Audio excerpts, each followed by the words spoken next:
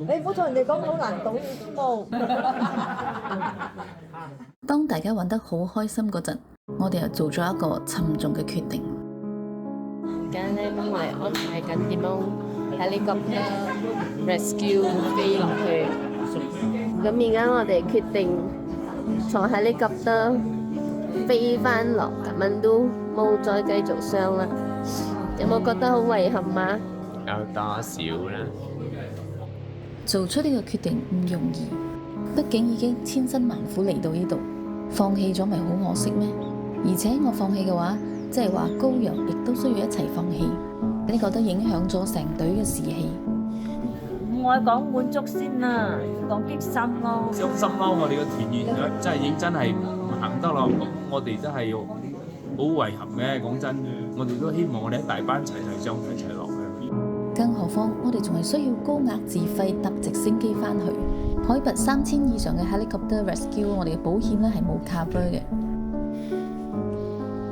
但係我感覺到我身體同我講夠啦。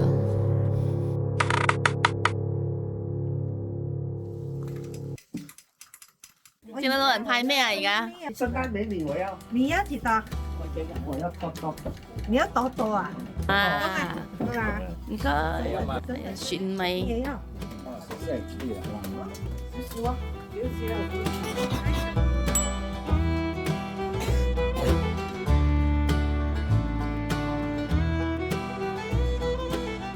今日基本上係落山嘅路，由之前 Chumling 嘅2000幾米會往下徒步到1000幾米嘅丁。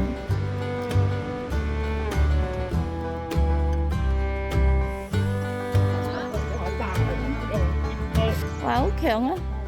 腳夠長咩？今日我哋將要離開 Sun Valley 啦。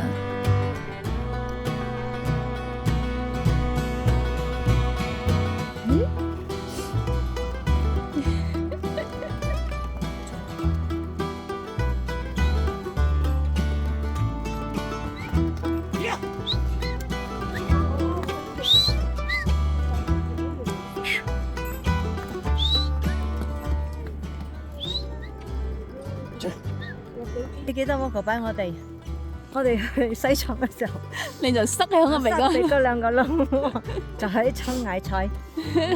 當時舒服晒啊！我聞開呢個，阿啤你聞喎。好啊，好多雀仔聲啊！做咩啊？做咩咁快啊？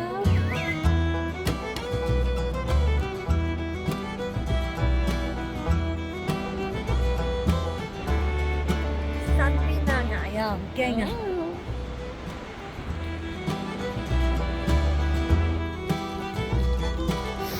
大家有冇留意到我哋嘅呼吸聲越嚟越大呢？其實呢個時候我哋每個人幾乎都感冒啦。識得咧。而我呢，都換咗朋友借我對鞋，因為隻腳行到腫咗之餘，又摩擦到甩咗一大陣皮。我自己對鞋呢已經着唔落啦。非常感恩朋友拔鞋相助，係啊，有幾位朋友呢竟然都帶咗2對鞋嚟。經過一輪玻璃鞋試着之後呢，竟然淨係得呢一對大號嘅男裝鞋，我先至着得落啊！踏出個門口咗又點啊？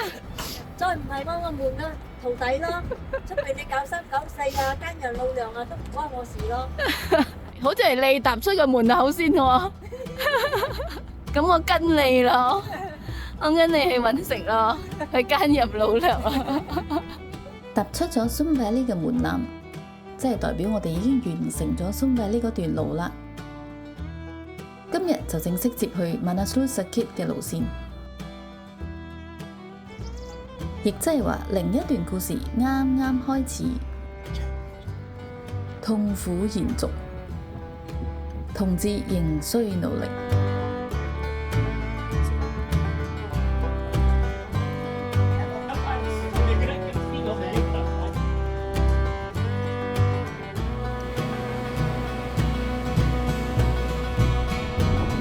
有啲路特別窄，同女仔幫擦身而過嘅時候呢，真係要特別小心啊！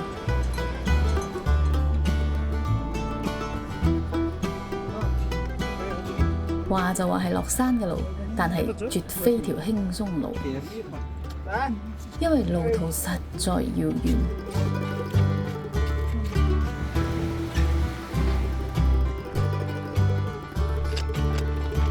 每次嚟到一條村，跟住見到monsoon喺個村口度就好開心啦。咁即係代表我哋到咗目的地啦。因為每次都係monsoon負責迎接我哋，帶我哋到房間嘅。學得上度休息緊啦。今日應該都有行咗成10個鐘啦。呢間就係我哋今晚嘅房啦，簡簡單單我哋就好滿足啦。嚟到呢度幾似樣下嘅 macaron cheese。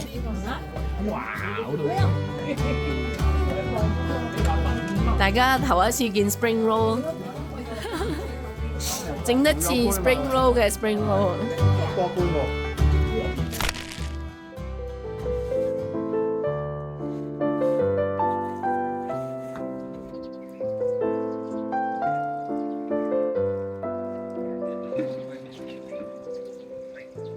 呢個係咩 breakfast 話 Tibetan breakfast。誒，唔係話有腸嘅咩？中唔中意呢個 breakfast set 啊？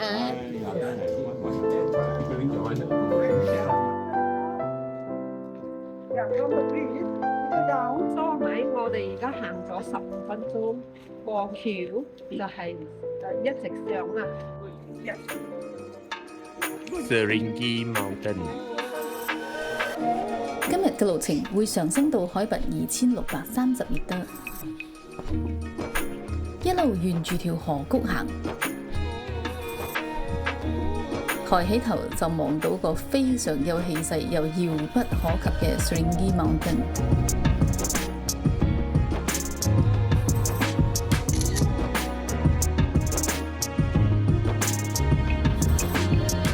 呢個時候，除咗山河嘅聲，我哋聽到更加清晰嘅，其實就係自己嘅呼吸聲。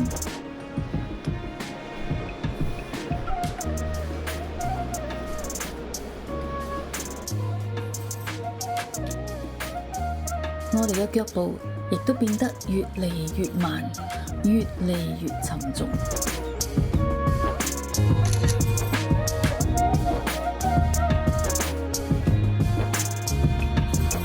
呢種又冷又乾嘅天氣，令到每一次吸氣咧都帶嚟一種刺痛感，成個鼻腔好似被冰住咁，但係鼻水依然一直咁流。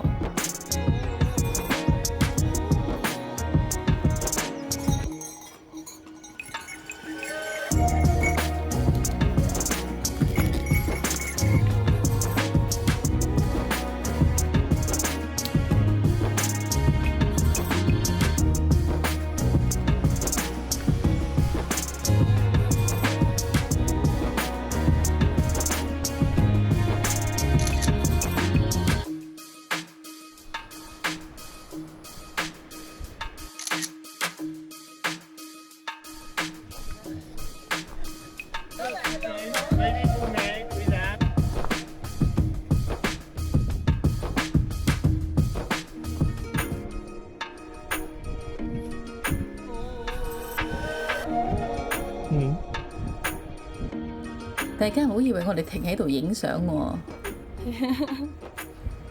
They're not moving。啲女仔唔肯喐，我哋都唔敢輕舉妄動，唯有請我哋嘅 guide Netra 嚟幫手舒緩交通。原來係可以大力啲推佢一嘢嘅，成功過關。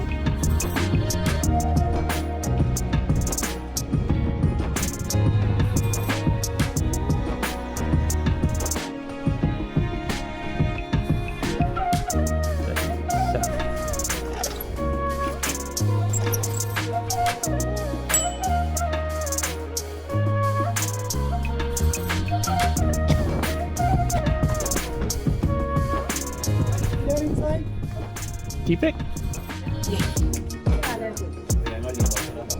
You can figure it out.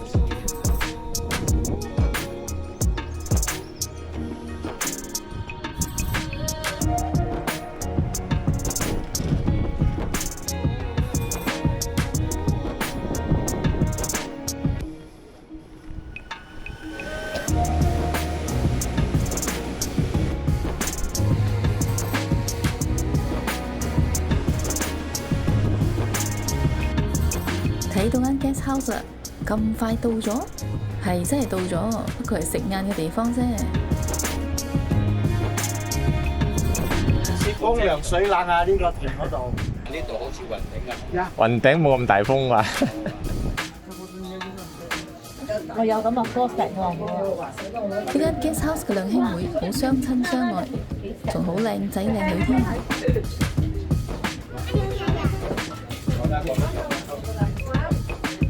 午餐時間都係大家恰一恰養精蓄銳嘅時候。你睇認低兩個係邊個嚟有冇？你包到咁樣樣，呢個咧又包到咁樣樣。媽媽都一樣啊，我練質都是黃又要再刷過啦。又係7個咯，4粒鐘啦。睡咗好攰，邊個叫我哋午睡啊？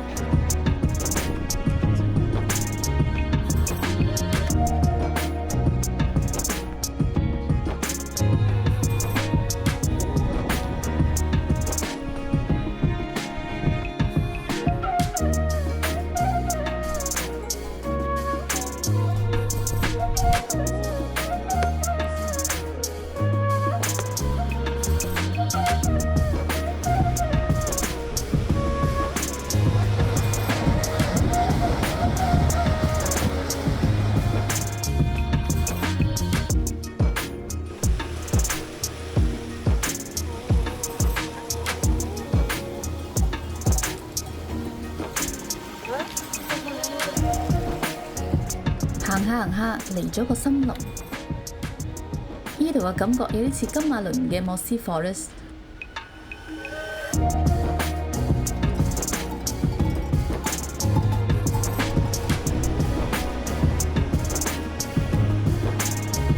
呢個時候我哋已經唔係用行㗎喇，簡直成條蟲咁樣躝下躝下。係啊，就係咁啊，仲要係條鼻涕蟲。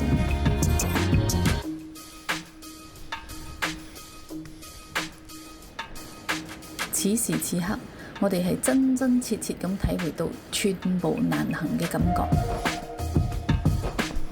喺雨中行下行下，終於見到希望啦 ！Welcome to Nam Rong， 終於到啦！今日我哋會入住呢一間坐落於2650米的高海拔地區，可以講係 Manaslu Circuit Track 最豪華嘅住宿啦。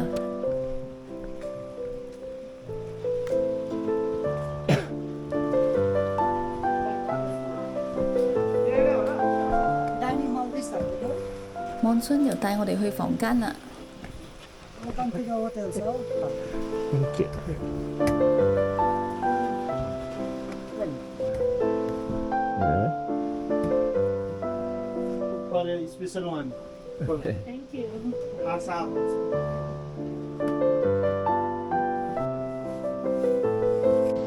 嚟到Nam Rong，好彩落大水之前到咗。終於有一間呢係呢個 track 係話最靚嘅房，呢間房係好大，仲有 hot shower，之後就冇好日子嚟講。你睇呢度幾大，雙人床，跟住呢仲有個冰仔喺度。有個工人房。工人房啊，工人呢？邊隻啊？呢個門呢去邊度㗎？露台好大隻。喺露台度飲茶食。可惜啦，我哋喺度一晚啫，聽日就要再捱過啦。Hello， good， 睇呢度嘅景，而家落緊水，仲有個鏡添。哇！你睇起廁所幾大？有hot shower，今日咧就係最後一次hot shower，聽日就唔準沖涼啦，直到過咗個 pass 啦。可惜我哋唔好彩啊！當日熱水供應出問題，沖涼沖到一半竟然冇咗熱水啊！真係凍到嗌救命啊！其實仲衰過一開始就冇熱水。你嗌咩嘢？Chicken burger。接到未嘅？你咧？牛扒，牛扒係咁自己俾咯，而係啦，牛扒係自己俾嘅，好啊，8隻有個試晒咯，2000夠。爽唔爽啊？個電腦？啲咁好咯，我哋已經好耐冇試一夜咗，真係手嚟識過咗。呢個真係羨慕啊！今日有2個最佳進步獎。頭一次嚟尼泊爾啲全部開始強喎，原來哦。今次係你嘅第一次啊？係啊，第一次啊，first time。靜雞雞靜雞雞啊，都唔知操咗啲咩啊！一日睇個攝骨就係食呢啲啦，咩飽肉啊，冇散要食呢啲。你好似頭一餐啫喎。係個水槍都食緊嚟㗎。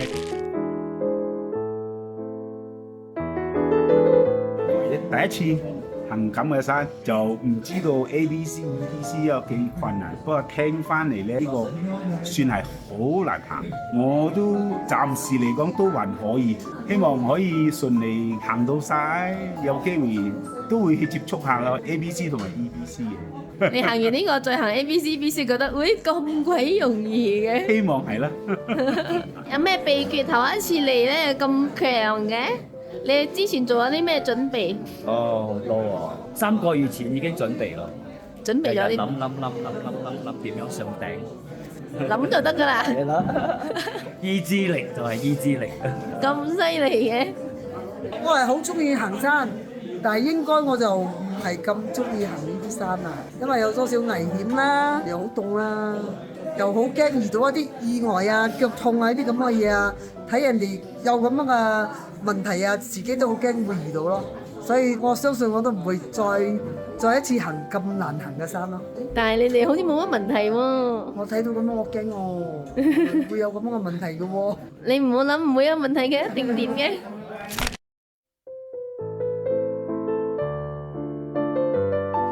最緊要就係你嘅設備去準備夠，好似冷衫啊嗰啲你係帶到，因為佢好乾燥啊，整到我哋嘅人好容易甩嘢，嘴唇嗰啲爆啊。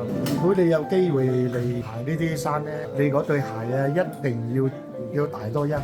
如果你有預算，你着嗰啲襪比較厚啲嘅，而且你行下行到咁高啊，我哋嘅腳會腫啊，所以你嘅鞋啊頂到你唔舒服。最緊要身體一路行住保持個溫，你就冇問題嘅。咁我而家我覺得咧係咪最緊要入邊嗰件褸裝啊，好重要啊！你只有入邊嗰個夠暖係咪？出邊你着薄薄係咪？你係好夠，真係冇壓力嘅。我認為啦，我行到而家係咪？我都係覺得好暖啊！一落雪咗啊，都 OK 啊，紙底褲都仲要係排第2嘅，因為你咁凍嘅天時，你邊度會呢個底褲嚟洗一掉咗佢啦，換多件。真係㗎，個手都冇咁凍啊，唔使洗嘛。帶咗嗰個 food pack 嚟俾嗰啲狗仔食。嗰時我派現啦，睇到狗仔好開心啊！八寶啊，我係帶一個 sterilizer， 擠手嗰啲，好容易添。原因咧係啊，好多人冇洗過衫褲啊，所以嚟咗擠嗰啲衫褲啊，全部冇晒味道喎，有多少汗味啊？擠到聽朝早冇晒味，唔使洗衫，因為洗衫話手凍到硬晒㗎。勁㗎！因為啲氣好鬼死凍，仲要帶2條，一條行山用，一條瞓覺用。因為瞓覺啲氣都係好凍。第二咧就要個杯俾你食又或者沖維他命 C。如果你冇杯嘅話，呢個都得嘅，就 mos 嘅頭。第3掛衫繩同埋衫架同埋衫夾啊，因為好多房都冇掛衫嘅鈎，你哋諗辦法自己拉繩。charger 啦，電話 charger 轉佢一個 charger 有2-3個 USB 頭嗰啲，因為佢嘅插頭係好少嘅。最冇用係咩咧？太陽能板係唔使帶嚟嘅。到目前為止咧，間鋪都有得 charge 電嘅，又唔使俾錢啊，好似唔使俾錢啊。呢個 mask 好重要，你可以咁樣笠，你可以遮太陽之餘咧，佢又可以防止啲冷風入鼻哥。啲冷風入咗鼻哥咧係好辛苦嘅，佢會停咗喺入邊，呼吸唔到，跟住咧成條喉嚨咧就會乾到晒。呢條巾咧又可以包響頭攞住嚟保溫，手套好重要。嗱呢種咧可以撳電話嘅咧就會好啲啦。如果冇咧都得，有啲可以開窿嘅，可以撳電話。除咗啲行山窿進之保暖背心好重要。入咗喺入邊，哇！你就兜頭亂晒，喺度好鬼死凍啊！夠暖嘅衫同埋穿配氣爬路，唔可以俾你喉嚨痛。呢兩樣我認為最重要嘅咯，因為係可以保持你健康，咁你有嘅體力嚟挑戰，唔係挑戰嘅山，係俾自己挑戰。我覺得冇啊，包住個頭我冇咁凍啊。嗰個帽如果係咪冇底啦，比較容易咳咯。最好用都係呢啲熱水壺咯。有人講未啊？最緊要記得帶嚟啦，熱水壺。係 hash brown 隻樓 set。佢所謂嘅 hash brown 咧，其實都係堆薯仔。雞煲。你有瓦煲煙。其實喺呢個偏僻嘅高山區，可以有呢一切嘅設施同埋食物，真係唔簡單啊！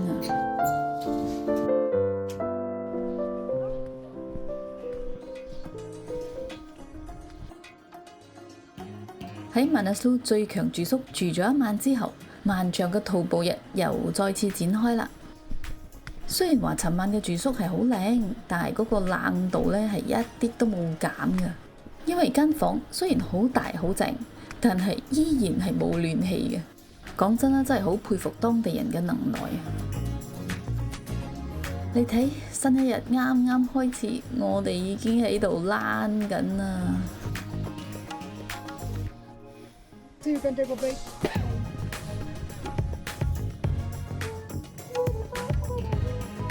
休息嘅時候遇到一個好可愛嘅細路。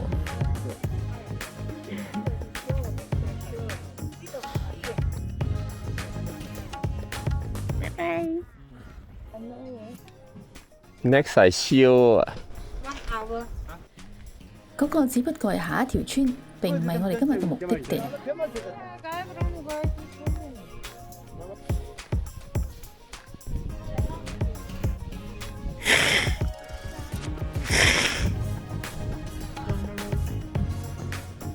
啲鼻涕咧真係一劈接一劈，點擤都擤唔完。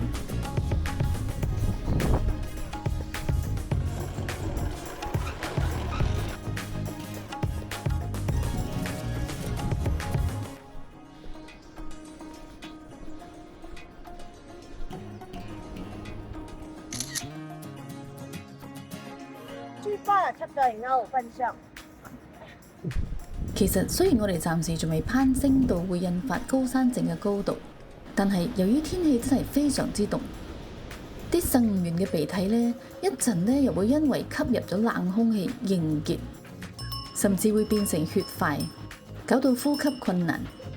再加上又咳又頭痛，每咳一次個頭又再劇痛一次，搞到我每日都要食止痛藥先至瞓得到。其實我一直以嚟咧都好抗拒食止痛藥嘅，可想而知我係有幾無助呢。高陽都唔好得去邊，以龜速前行。明明睇到隊友就喺前邊，但係發覺嗰個係最遙遠嘅距離，點行都行唔到。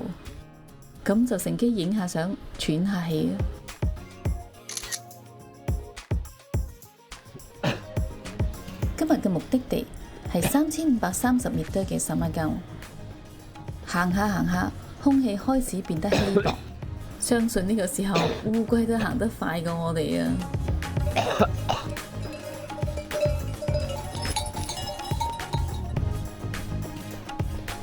做咩喺度休息啊？休息下，飲啖熱水暖一暖。係咯，好眼瞓。眼瞓啊！我都係眼瞓。眼好攰啊，想散。好乾啊！想瞓覺就要繼續行，繼續努力啦。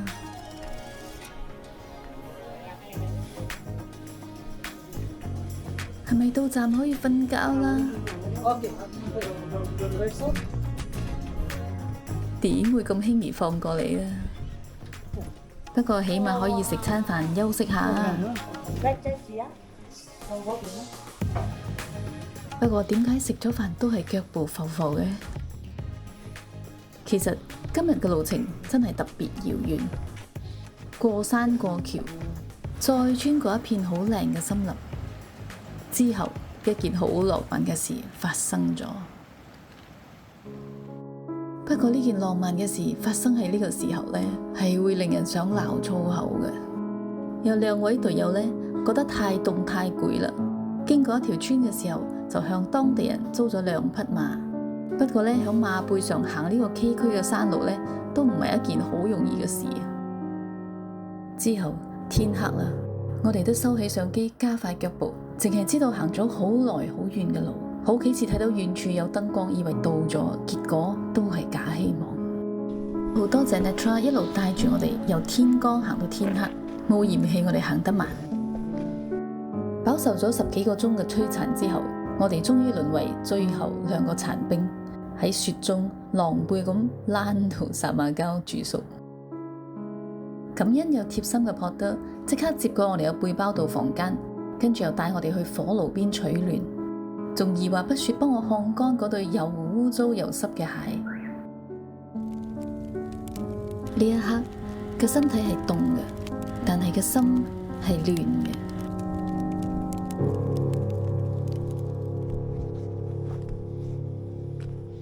薩馬膠呢條村海拔3530米得，係 Manaslu Circuit Track 重要嘅高海拔適應站，俾我哋嘅身體逐漸適應稀薄嘅氧氣同埋高海拔嘅氣壓。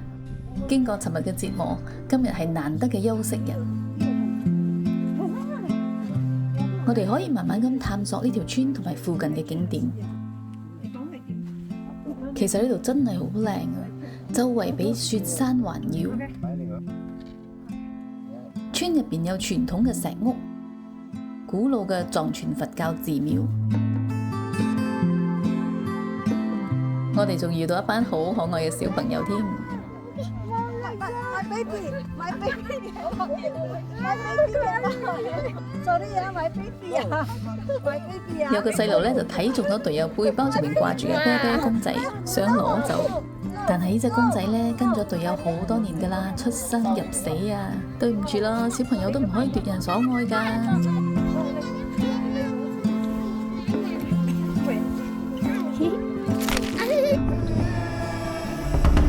個細路幫我哋轉場嚟到呢一區最靚嘅湖啦。呢個係一個冰川湖，湖水碧綠清澈，四周被高高嘅雪峰包圍住，就好似一粒珍貴嘅翡翠鑲喺群山之中。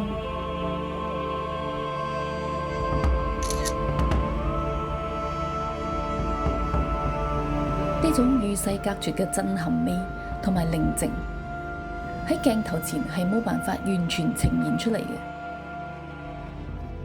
唯有身歷其境先至可以真正體會。好慶幸我哋可以踏足呢片土地。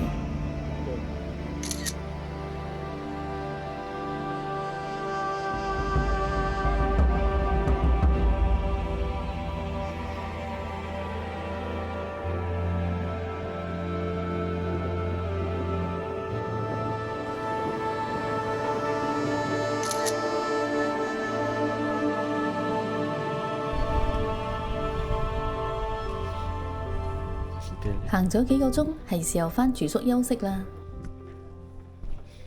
薩馬膠雖然規模唔算大，但係因為地理位置幾乎係 Manaslu 徒步路線必經之地，所以呢度嘅住宿咧都比較多嘅，基礎設施都相對完善，所以我哋尋晚先至可以響火爐邊取暖咋。只不過房間嚟講咧，依然係非常之凍。我哋嘅動作咧依然非常僵硬。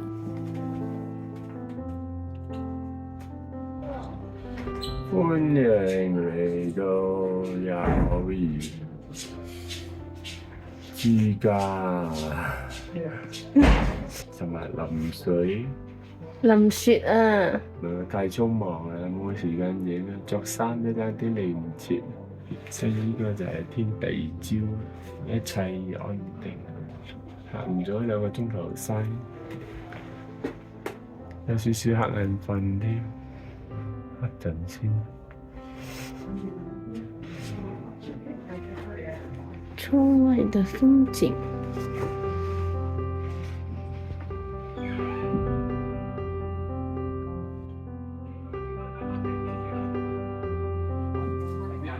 你唔好同人哋講好難懂嘅當大家玩得好開心嗰陣，我哋又做咗一個沉重嘅決定。而家咧幫我哋安排緊點樣helicopter rescue 飛落去。咁而家我哋決定坐helicopter飛翻落吉文都，冇再繼續上啦。有冇覺得好遺憾啊？有多少啦？我應該有能力可以繼續行，不過會行得好慢好慢，仲會越嚟越慢。尤其是攻頂嗰一刻，係預計10個鐘，我斷估我分分鐘要13個鐘。喺月黑風高風雪飄渺之夜，躝下13個鐘就會成功過關，諗起都爽死啦！諗起都爽死啊，唔係諗起都嚇死啊！果然好有意志力啊！我行山不嬲靠嘅都係意志力，從來唔係體力。以前連體力都冇，而家體力咧係有嘅。所以我行嚟行去我唔會攰嘅。但係咧，而家冇一樣嘢就係冇氣啊，有體力冇氣，所以都係要靠意志力。雖然高陽想繼續落去，但係有時意志力可能令佢忽視咗身體嘅信號。長時間處於低溫環境、病弱、缺乏充分休息，令我哋嘅心肺功能下降。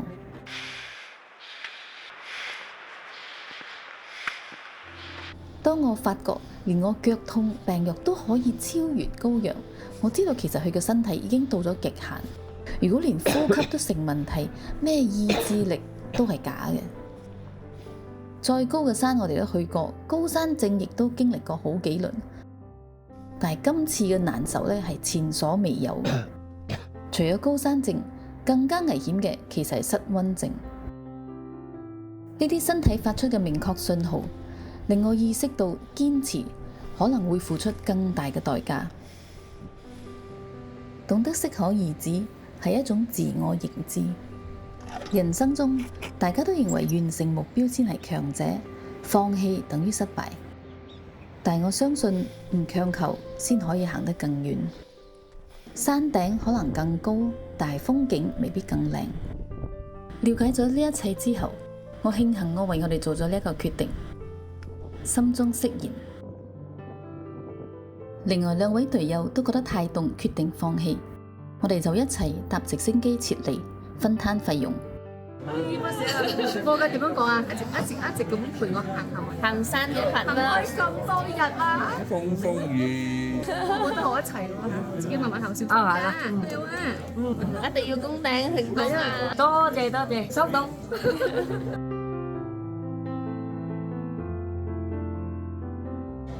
最難忘啊！最難忘都係最靚嘅風景啦，嗰個 Zoom Valley 咯。點解咧？因為好多年前咧，我已經講咗嚟呢個地方咗嘅。我哋自己嘅隊啦，係咪爬山㗎啦？唔係仲未有人嚟嘛？咁我就想自己安排咯。我而家咧最開心就係睇到我可以嚟到 Zoom Valley 咗之後，我影到個相俾你睇。啊，呢個係你哋冇睇到㗎，係我睇到先嘅。我係最開心喎，呢個最難忘㗎啦。最靚嘅就係14日到有呢個三灣九呢度呢個風景，真係冇得比，全部都係山雪山，好靚嗰啲風景，入邊個湖嗰度好靚。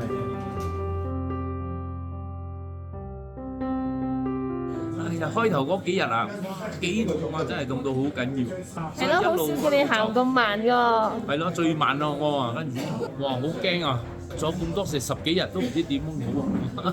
跟住狀態又翻嚟咗。啊，係咯，狀態啊，慢慢行翻嚟咯。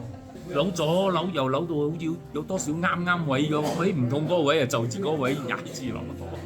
係啊，鬥志都係好緊要啦。跟住一睇到你個腳咁痛啊，我腳好似冇咩痛咗，你知喎。咁痛佢哋都行得，冇理由唔係好緊要痛啊嘛，所以我都係要行埋，所以就可以刷過嚟咯，喺度鼓勵咯，成班人。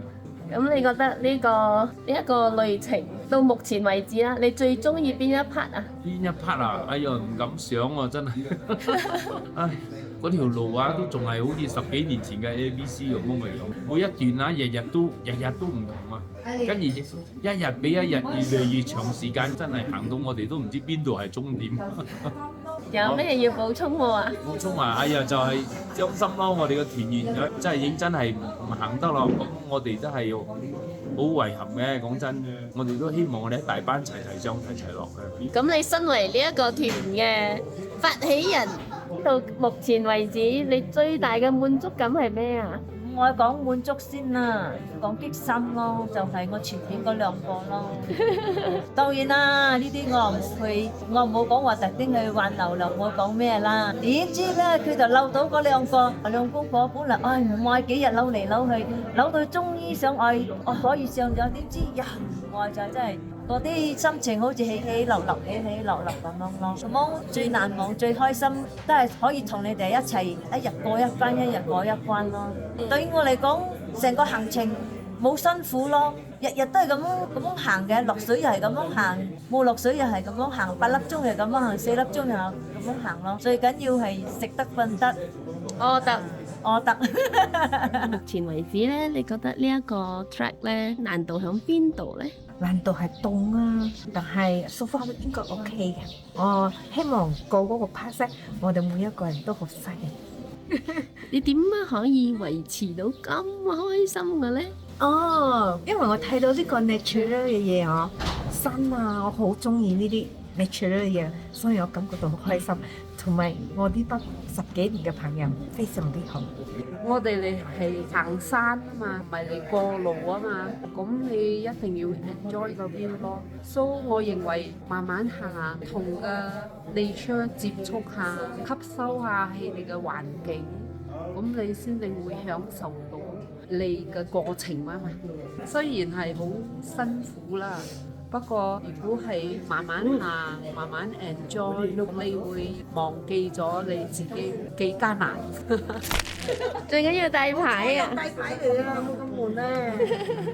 2個人一石鬥不一樣慘喎，希望呢日可以俾我哋飛咯〜